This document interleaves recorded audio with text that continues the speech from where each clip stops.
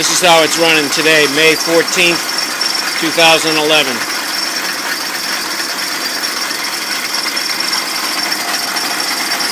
You can see my extra primer pump